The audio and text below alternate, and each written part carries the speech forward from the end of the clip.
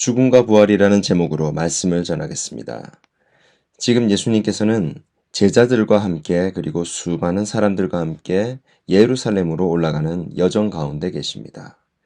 예수님은 수많은 사람들 사이에 있는 그 제자들을 잠시 따로 불러 모으십니다. 예수님께서 제자들에게 앞으로 예루살렘에서 일어날 일들을 미리 예비하게 하시죠. 예수님께서 평소에도 그렇지만 12제자를 따로 부르실 때에는 아주 중요한 말씀을 하시기 위해서입니다. 지금 예수님께서 하고자 하는 그 말씀을 처음 제자들에게 하는 것은 아닙니다. 이전에도 2번이나 이런 내용을 언급하셨습니다. 마태복음 16장 21절을 함께 보도록 하겠습니다. 이때로부터 예수 그리스도께서 자기가 예루살렘에 올라가 장로들과 대제사장들과 서기관들에게 많은 고난을 받고 죽임을 당하고 제3일에 살아나야 할 것을 제자들에게 비로소 나타내시니, 방금 16장에서 언급했던 그 예루살렘이 이제는 예수님과 제자들의 바로 코앞으로 다가왔습니다. 그리고 17장 22절도 함께 보도록 하겠습니다. 갈릴리에 모일 때에 예수께서 제자들에게 이르시되 인자가 장차 사람들의 손에 넘겨져. 방금 읽은 22절에서 보면 예수님께서는 자신을 일컬어 인자라고 말씀하십니다. 오늘 본문 18절에서도 동일하게 인자라는 호칭을 사용하시죠. 인자라는 호칭을 동일하게 사용함으로써 다시 한번 메시아와 그가 받을 고난을 연계시키십니다. 예수님이 장차 받을 그 고난이 바로 메시아의 고난임을 제자들에게 언급하시는 것입니다. 그리고 16절, 그러니까 제일 먼저 죽음과 부활에 대해 제자들에게 말씀하셨을 때 장로들, 대제사장들, 서기관들 다 함께 언급하셨습니다. 하지만 오늘 본문에서는 실제적으로 사내들인 공회를 대표하는 대제사장들 그리고 서기관들만 언급하시죠.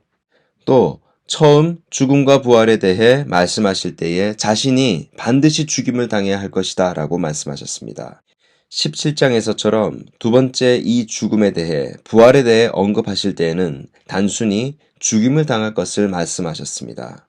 하지만 오늘 본문에서는 자신의 그 죽음까지 확장시켜서 아주 사실적으로 제자들에게 말씀하고 계신다라는 것이죠. 죽음에 대해 대비가 됐으니까 사내들인 공회가 공식적으로 죽이기로 결정했다라는 것입니다. 이미 사형 판결이 났다라는 것을, 그래서 자신이 재판받게 될 것이다라는 사실을 처음으로 제자들에게 이야기한 것입니다. 예수님께서는 제자들에게 또 새로운 사실을 알려줍니다. 자신이 이방인들의 손에 넘겨질 것이다 라는 그 말씀도 함께 하시고 계십니다. 이스라엘은 당시 로마의 지배 아래에 있었습니다.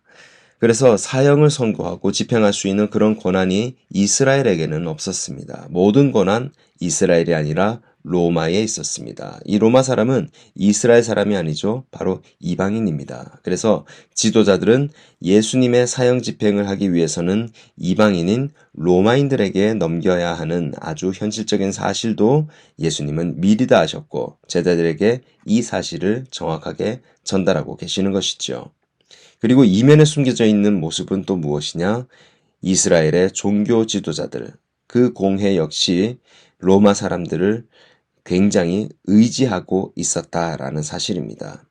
방금 언급해드린 것과 같이 예수님께서는 이전에도 제자들 앞에서 자신이 받을 고난에 대해 언급하셨지만 오늘 처음으로 자신이 받은 그 고난에 대해 보다 상세하게 보다 현실적으로 말씀하고 계십니다. 예수님의 죽음과 부활, 우리에게 있어 무엇을 의미하죠? 그것은 바로 눈물입니다. 우리가 언제 눈물을 흘립니까? 우리는 고통을 당할 때, 슬플 때 눈물 흘립니다. 하지만 우리가 너무 기쁠 때에도 동일하게 이 뜨거운 눈물을 흘리게 됩니다. 예수님의 죽음과 부활은 가장 슬픈 역사입니다. 그러면서도 예수님의 죽음과 부활은 가장 큰 승리이기도 합니다.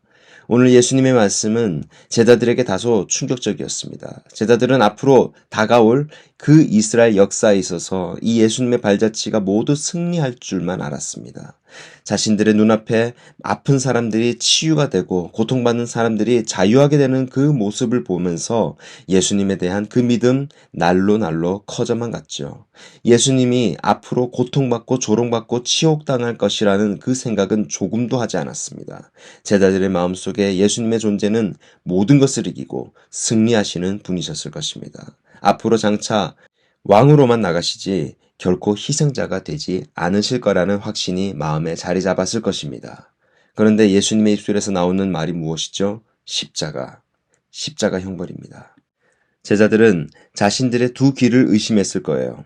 당시 십자가 형벌은 흔하게 받을 수 있는 그런 형벌이 아닙니다. 십자가 형벌은 그 형벌을 받는 그 중간 과정이 너무나도 고통스럽습니다. 육체적으로도 고통스럽지만 정신적으로도 고통스러운 것이 바로 이 십자가 형벌입니다. 채찍으로 인해 갈기갈기 찢어진 몸으로 무거운 십자가를 지고 언덕에 올라 피가 뚝뚝 떨어지는 그 몸으로 십자가에 매달려 그것도 모자라 옷이 다 벗겨진 채로 많은 사람들 앞에서 조롱거리가 되는 것이죠. 이것이 십자가 형벌입니다. 옛날 네로 황제도 자신이 폐위되고 십자가 형벌을 받게 될 것이라는 그 사실을 직감하고는 그것이 너무나 두려워 자살을 했다고 하죠. 제자들은 십자가 형벌이 얼마나 끔찍한 것이라는 것을 너무나 잘 알았기에 예수님의 말씀에 움찔했을 것입니다. 그리고 그 벌은 아주 비천한 죄인에게만 허용되는 형벌임을 알았던 것이죠. 제자들이 그 머릿속에서 상상하지 않았던 바로 그 사실, 바로 예수님과 십자가 형벌이라는 것입니다. 사람의 말은 끝까지 들어봐야 안다라는 말이 있습니다.